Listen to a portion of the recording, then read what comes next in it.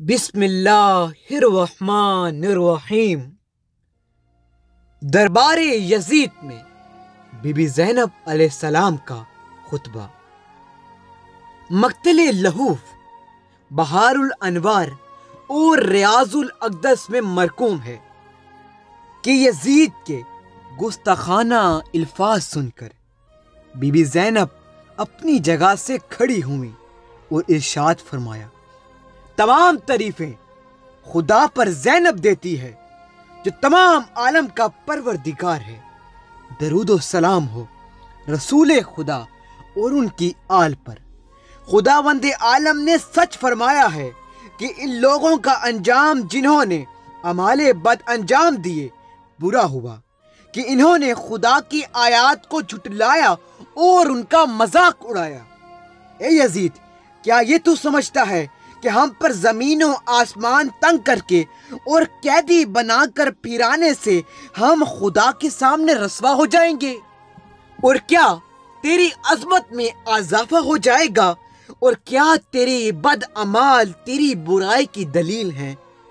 جب تو نے یہ دیکھا کہ تو نے دنیا پالی اور خوشحال ہو گیا تو اس پر گھمنڈ کرنے لگا، اور اب کہ تیری خواہش کے مطابق ظاہری شان و شوکت تجھے حاصل ہو گئی تو کچھ دین اور توقف کر کہ کیا تو اللہ کے اس فرمان کو بھول گیا ہے کہ جو اس نے فرمایا ہے، یہ لوگ یہ نہ سمجھیں گے کہ جنہوں نے کفر اختیار کیا اور گناہوں میں مبتلا ہیں، اللہ نے جو انہیں چند روز کی مہلت دی ہے اور یہ ان کی خوش نصیبی ہے، ایسا ہرگز نہیں کہ بلکہ ان کو اس لیے مہلت دی ہے کہ وہ زیادہ گناہوں کا ارتکاب کریں، ان کے لیے اللہ کا دردناک عذاب ہے۔ اے یزید، کیا یہی تیرا انصاف ہے کہ تو نے اپنی عورتوں اور کنیزوں کو تو پردے میں رکھا لیکن دختران رسول کو قید کر کے بے پردہ شہروں اور بازاروں میں پھرایا اور ان کی تشہیر کی؟ ہر ذلیل و شریف کی نظریں ان کے چہروں پر پڑ رہی تھی، اور جبکہ ان کے مردوں میں سے کوئی بھی باقی نہ بچا جو ان کی مدد و حمایت کرے۔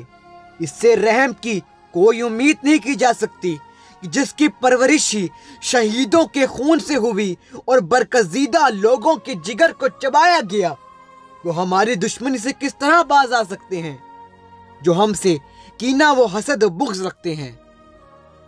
اور اے یزید، تو دربار میں بیٹھ کر نوجوان بہشت کے سردار حسین بن علی ابن ابی طالب کے دندان اقدس پر چھڑی مار رہا ہے اور یہ کہہ رہا ہے کہ کاش میرے آباء و اجداد زندہ ہوتے جو بدر میں مارے گئے، اور میری تعریف کرتے اور خوش ہو کر کہتے، اے یزید، تیرے ہاتھ کبھی شل نہ ہوں۔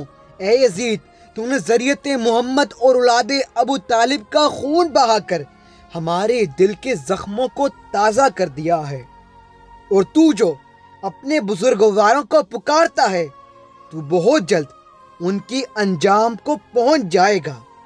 اے خدا، تو ان ظالموں سے انتقام لے اور انہیں دردناک عذاب میں مبتلا کر جنہوں نے ہمارا خون بہایا اور ہمارے مددگاروں کو قتل کیا۔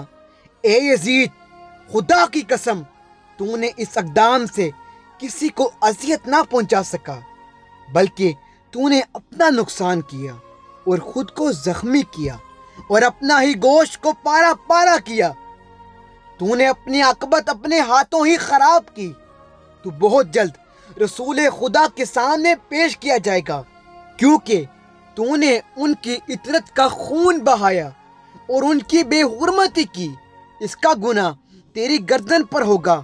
خدا ان قریب اہل بیت اور ان کی جماعت کو ایک جگہ جمع کرے گا، اور جو تو نے ان پر ظلم کیا ہے اس کا تجھ سے انتقام لے گا۔ خدا فرماتا ہے، جو لوگ راہ خدا میں شہید کیے جائیں ان کو ہرگز مردہ نہ سمجھو، بلکہ وہ زندہ ہیں اور اپنے پروردگار کی بارگاہ سے رزق پاتے ہیں۔ اور اے یزید، تیرے لیے یہی بہت ہے کہ جب خدا تیرا حاکم ہوگا اور فیصلہ کرنے والا ہوگا، اور حضرت محمد تیرے خلاف مقدمہ درج کریں گے۔ جبرائیل علیہ السلام ان کی پشت پناہ ہوں گے۔ بہت جلد ان لوگوں کو معلوم ہو جائے گا جو تیرے مددگار رہے اور تجھے تخت پر بٹھایا اور مسلمانوں پر مسلط کیا۔ ان قریب تجھے معلوم ہو جائے گا کہ ظالموں کا انجام کیسا بد ہے اور تیری آخرت کتنی بری ہے۔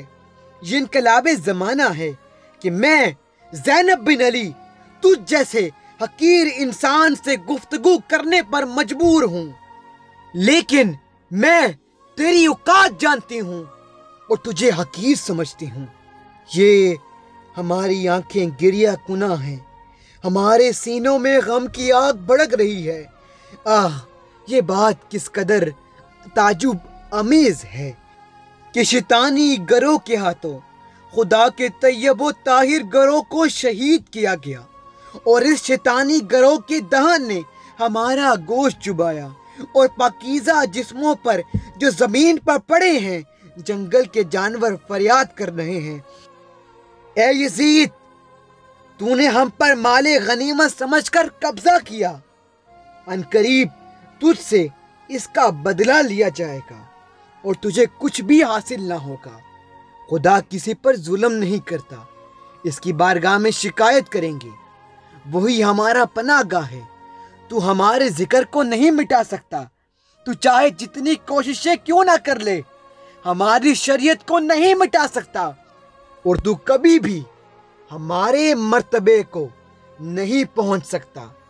تو نے جو بے شرمی کے داغ کو اپنے دامن پر لگایا ہے اسے کبھی نہیں دھو سکتا۔